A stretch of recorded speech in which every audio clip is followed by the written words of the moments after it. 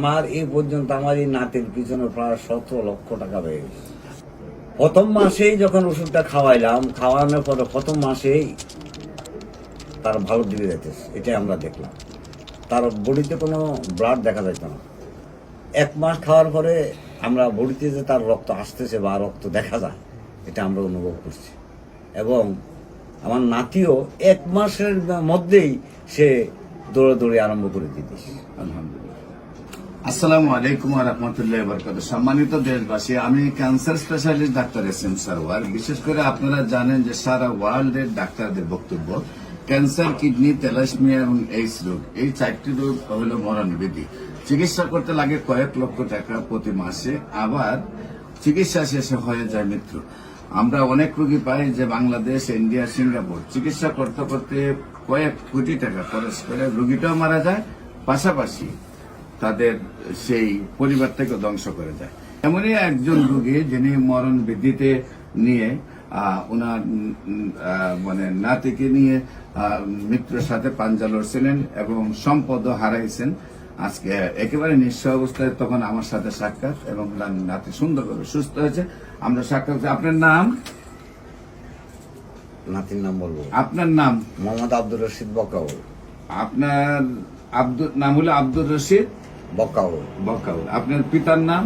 মোহাম্মদ আমির হোসেন বকাউল। আমির হোসেন বকাউল। আপনার মায়ের নাম?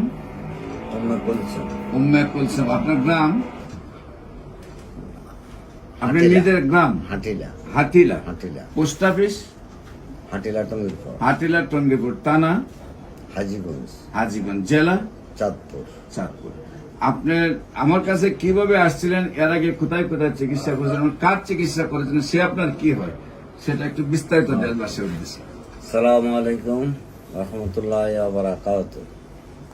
আমার নাতি মোহাম্মদ জিয়াদ হোসেন বকাউল, সে প্রথম যখন অসুস্থ হয়, দেশীয় এমবিবিএস ডাক্তার এবং আরও অন্যান্য ডাক্তার দিয়ে ট্রিটমেন্ট করার পরও তারা সঠিক কোনো রোগ ধরতে পারেন না। তারপরে তাকে শিশু হসপিটালে আনা হয়। এখানে 1 মাস ট্রিটমেন্ট করার পরেও তারা কোনো সফলতা অর্জন করতে পারে নাই।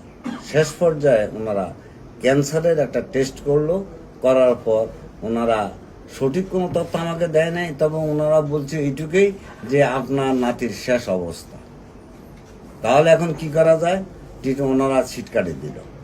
দেওয়ার পরে এখন কি করব, কোথায় যাব, কিন্তু নাতির তো ট্রিটমেন্ট করতে হবে। তখনই এই ডাক্তার এস.এম. সারওয়ার সাহেবের কথা ওই হসপিটালে এক লোকের মাধ্যমে জানতে পারলাম। জানি ওনার কাছে আসলাম।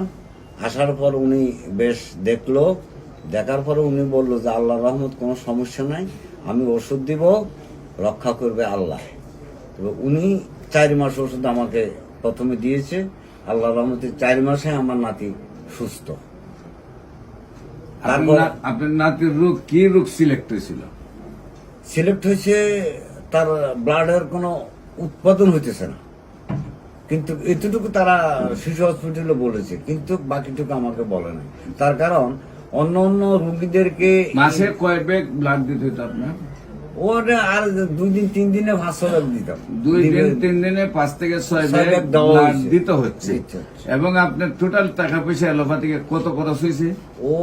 ওটা তো হিসাব ছাড়া আমার এই পর্যন্ত আমার এই নাতির পিছনে প্রায় 17 লক্ষ টাকা হয়ে গেছে। প্রায় 17 লক্ষ টাকা আপনার নাতির তলে আপনি ব্যয় করেছেন, কিন্তু কোন রেজাল্ট কি পেয়েছিলেন? রেজাল্ট পেয়েছি 2 মাস ভালো থাকে, 1 বছর খারাপ থাকে। রেজাল্ট আমি এইটুকু পেয়েছি। আচ্ছা, আমার এখানে চিকিৎসা যখন করছিলেন কয় মাস পরে আপনার নাতির সুস্থতা আসছে? প্রথম মাসেই যখন ওষুধটা খাওয়াইলাম, খাওয়ানোর পরে প্রথম মাসেই তার ভালো দিকে যাইতেছে, এটাই আমরা দেখলাম। তার বডিতে কোনো ব্লাড দেখা যাইত না।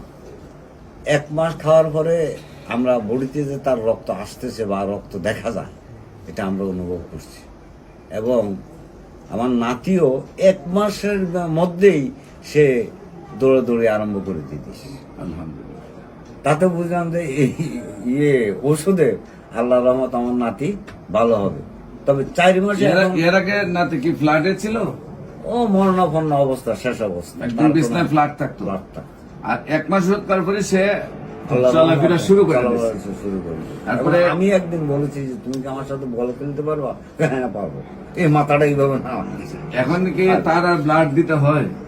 না, এখন আর ব্লাড আমরা দিতেছি না, না দেওয়াতে এখন আমরা দেশীয় এমবিবিএস ডাক্তার আর শিশু ডাক্তার আছে, হিরো দেখাইছি, দেখানো এরা বলছে যে না এখন রক্ত উৎপাদন হইতেছে, এখন আর মনে হয় লাগবে না। সম্মানিত তবে দেশবাসী, আপনার যে ডাক্তার ওষুধ খাওয়ান উনি কি বলে, উনি যদি বলে যে হ্যাঁ একটু ব্লাড দিয়ে দেন তাহলে আমরা দিয়ে দিই।